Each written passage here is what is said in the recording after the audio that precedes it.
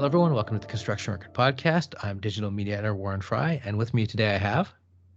I'm Jennifer O'Connor. I'm president at the Athena Sustainable Materials Institute. Okay, and my first question is, what is the Athena Sustainable Materials Institute, and what's your primary role? Wow, what are we? We're sometimes a little hard to describe. We're a 25-year-old nonprofit research group with a very specialized area that we work in. We work in life cycle assessment, which is the cradle to grave environmental accounting of products and processes. And we do that specifically in the construction sector for materials and for works of construction. And we are consultants in that kind of work, but we also do a lot of public service, like providing free software tools. Just to start with the construction side of things, what are the materials that you focus mostly on? I mean, obviously the big ones like concrete or wood or anything like that, but what would be the main areas of focus in that regard? We focus on the materials that would comprise the bulk of the building structure and enclosure. So that'll be the primary structural materials, like you mentioned, steel, concrete, wood, as well as the envelope materials, glass and window frames and claddings and roofings, gypsum wallboard, and so forth. And you said this started 25 years ago. I would assume there's been a big change in terms of what materials are used, and also in terms of how people approach using those materials to make sure that cradle to grave, like you said, there's more sustainability in a building. Yeah, well, I'll tell you the biggest change over the 25 years is people in this particular sector, the building design and construction sector, coming to understand this concept of life cycle assessment, this idea that there is environmental impact along the full value chain of a building, from extracting the raw resources through to end of life of the building, and then what happens after demolition. And so the evolution has been bringing that comprehensive, holistic quantification to what makes a building sustainable. Okay, and what is some of that quantification? Like, for instance, let's take building X. What would you assess at the beginning, middle, and end of the life cycle? Well, when we're starting at the building, so it's the architect or engineer involved. They're going to start with needing to compile a bill of materials. So how much of each kind of material are in the building? And then what happens at the calculation side is then we go upstream of that, and that's where we come in, which is to do the research and the calculation of what is involved in manufacturing, say, a cubic meter of concrete. And that's life cycle assessment, where we start at the cradle, which is resource extraction, and we take it through to manufacturing and then eventually transportation to site and so forth. And how the process works is you measure all of the inputs of energy, of raw resources, et cetera, and you measure all of the outputs, so the wastes and emissions, and you take that through a calculation process that says, well, what's the impact on air, land, and water from, for example, burning fossil fuel? What's the impact on potential climate change? So that's the life cycle assessment process.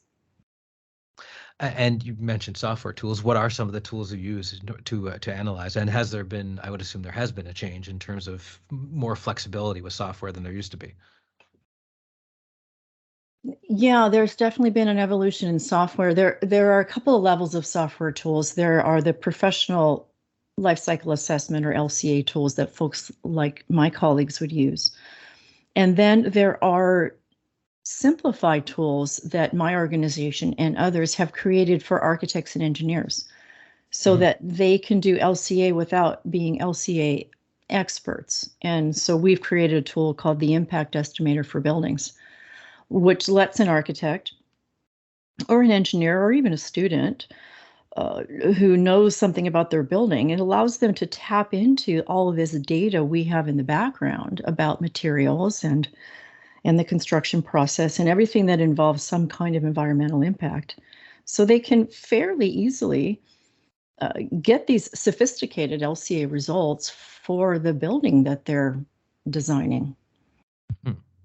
Now, given current building, what's sort of the standard in terms of this, in terms of these measurements, and in terms of what you have to shoot for if you're building a building now, as opposed to say 25 years ago?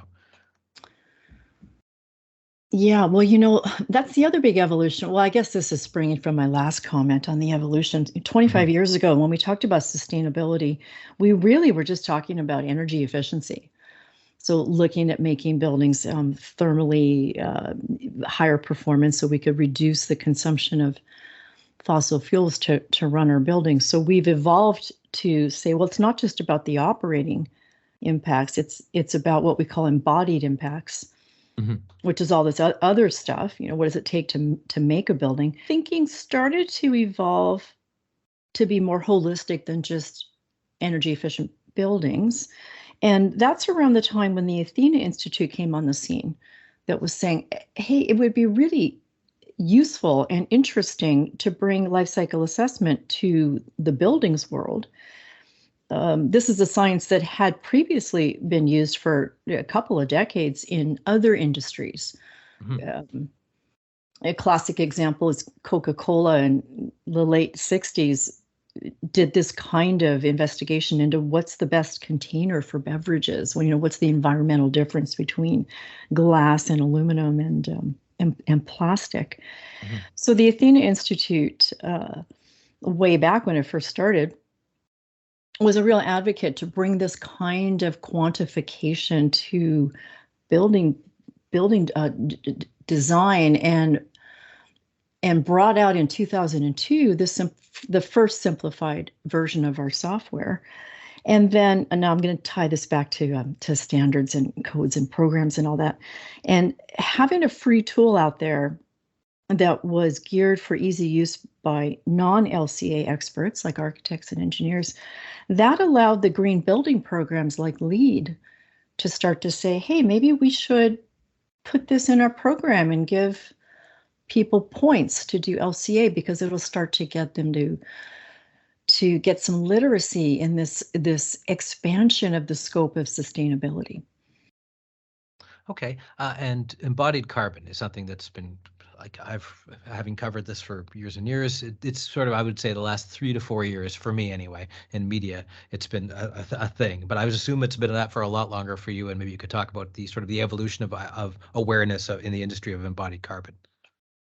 Yeah, embodied carbon is getting a lot of buzz. It's such a funny expression, and I kind of wish we would be more technically accurate in how we label that, because you hear the word embodied and you think, oh, you're talking about the carbon in the material? That's exactly what I think, which is probably wrong. That's what everybody thinks. So some folks they're trying to use the word embedded carbon to refer to that. Where embodied carbon is this other thing, which I'm going to explain as I go here. This term, I first heard the term embodied in this context a long time ago, back before we really were talking about LCA, but it was when the operating energy conversation was just starting to evolve, and people were wanting to talk about embodied energy. And that was in order to distinguish it from the operating energy. So, the fossil fuel you burn to run your boilers to heat your building versus the fossil fuel burned to construct the building. So I first heard that term embodied come up back then, and it's since been adopted in this context. And I don't know where it originally came from, but it's not the carbon in the material. It's the upstream and downstream emissions related to making a product. So I'll give you an example. So burning fossil fuel at a sawmill to cut the wood and to dry it, that comes with greenhouse gas emissions that we can then assign to that lumber as part of its embodied carbon footprint. And just another question would be, what is the future of this? What's the future of what you're doing, and what's the future of how people are building, given the data they have now from what you guys have analyzed? First, I think we're hearing a lot about embodied carbon lately, because as buildings move to lower and lower operating carbon, and as we decarbonize the electricity grid, folks are realizing that the bulk of the carbon footprint of a building is actually going to be the embodied carbon. It's going to be all those upstream and downstream emissions, and not so much the GHG emissions from running the building. So there's this increased interest that, we haven't tackled that bit of the problem yet. We've gotten pretty good at making our buildings more energy efficient, and now we're talking also about zero carbon buildings, and that references to zero carbon in operation.